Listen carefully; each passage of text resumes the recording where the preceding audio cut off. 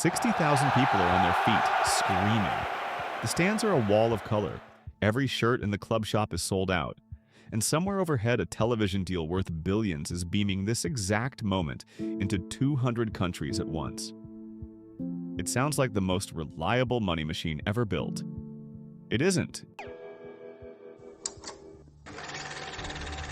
In any given year, somewhere between 75 and 90% of Europe's professional soccer clubs lose money. Not a rounding error. Real money, season after season, on purpose. So how does an industry this soaked in cash keep bleeding it? And why are the richest people on earth still lining up to buy in? Here's the strange part. In almost any normal business, losing money on your fixed costs year after year ends exactly one way: restructuring or bankruptcy. The market forces discipline. The weak get bought or buried. But soccer runs on a different engine. A club isn't really built to maximize profit. It's built to maximize wins. And winning is brutally expensive, because on the field, everything is wired to the money off it. Win more games and you climb the league table. Climb high enough and you qualify for the Champions League, Europe's elite competition, where the broadcast checks get dramatically fatter. Those fatter checks buy better players. Better players win more games, which drops you right back at the start of the same loop, one rung higher. And here's the trap. Every rival club is running the exact same loop, chasing the exact same trophies with the exact same logic. It's an arms race. And in an arms race, nobody can afford to be the one who stops. So the money floods in, and then it floods straight back out. A typical top club spends 70 to 80% of everything it earns on just two things: player wages and transfer fees. At the very top, a single squad's wage bill can run past $400 million a year, more than the entire budget of a small government ministry, all of it walking around on grass and shorts. Picture that in your own life. Imagine earning $100,000 and being locked into spending 75 of it on payroll before you touch the rent, the power bill, or a single other cost. Now, go run a global business on what's left. Revenue climbs every year, and costs climb in lockstep, swallowing the gap. Grow the top line, and the bottom line barely twitches. That's not an accident. That is the design. For decades, this had an obvious cheat code. An owner with a deep enough checkbook could simply outspend the planet, pile up losses without blinking, and buy trophies with a bottomless wallet. So the referees of football finance stepped onto the field. Under rules with deadly dull names, profit and sustainability rules, and UEFA's squad cost regulations, a club can now only spend a fixed slice of its own revenue on its squad. The logic is blunt. You can only spend what you actually earn, which sounds like the end of the game for ambitious owners. It was actually the beginning of a far more interesting one. Because if you can't just spend more, you have to get clever about what even counts as spending and what counts as revenue. And this is where a new kind of owner walked through the door. Not lifelong fans with fortunes, private equity firms, sovereign wealth funds, institutional investors who looked at a soccer club and saw, underneath the scarves and the anthems, an asset to be re-engineered. They rewrote the playbook in 3 big moves. Move 1 is an accounting trick hiding in plain sight. When a club buys a superstar for, say, $100 million, it does not record that as $100 million hit this year. Instead, it spreads the cost across the length of the contract. 5 years, $20 million a year on the books. The player walks in today. The bill arrives in slow motion. It's called amortisation, and it makes a wild spending spree look calm and sober on paper. But amortisation has a sting in its tail. Sell that player early or watch his value collapse, and the leftover cost slams onto your books all at once. A paper monster that has sunk more than one ambitious club. But the real magic is on the other side of the ledger.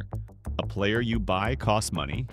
A player you grow yourself in your own academy costs almost nothing to put on the books. So when you sell that homegrown teenager for $80 million, nearly the entire fee lands as pure profit. A clean, beautiful number that makes the whole squad cost equation suddenly breathe. Academies stopped being about romance and local pride. Quietly, they became balance sheet machines. Move 2 thinks bigger, and because one club was never enough. Why own a single team when you could own an entire network of them? This is multi-club ownership, and its most famous practitioner controls more than a dozen clubs scattered across the planet, all under one roof. Suddenly, scouting is centralized. One global brain-hunting talent for the whole group. A promising 19-year-old gets signed cheap at a smaller club, sharpened in a friendlier league, then promoted to the flagship team, without ever paying a rival's inflated asking price. Talent flows through the network like water finding its level, and the agents and middlemen who used to tax every transfer quietly cut out of the loop. The smaller clubs in the network stop being rivals and turn into something colder and more useful. Feeder farms, testing grounds, and living shop windows, each one quietly serving the giant at the top of the pyramid. Move 3 stops pretending the business is only about 90 minutes of soccer. For 100 years, a stadium was a strange kind of building. One that woke up 19 or 20 days a season and slept the rest of the year.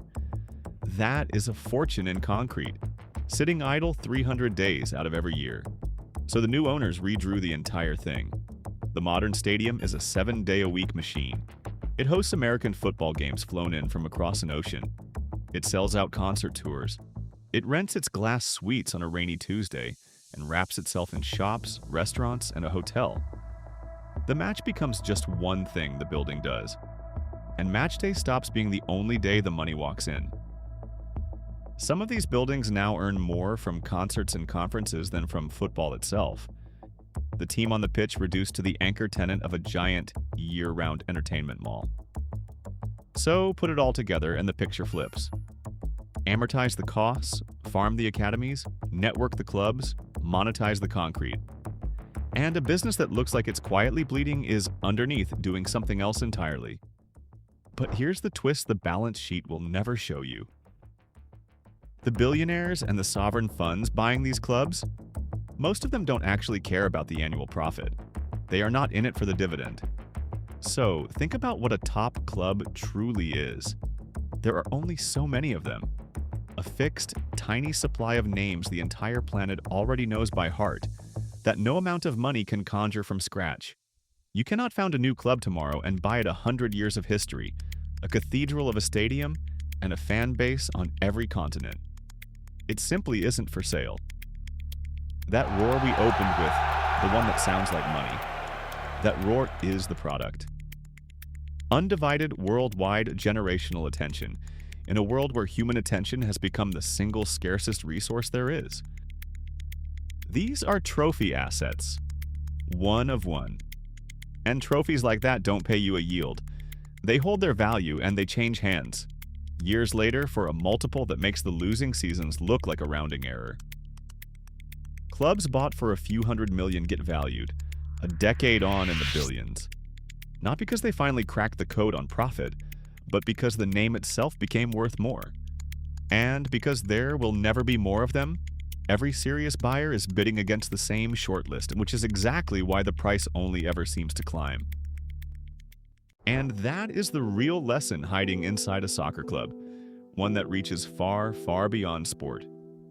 A club is a perfect, expensive masterclass in the one distinction people constantly confuse: how scarce an asset is versus how well that asset is actually run.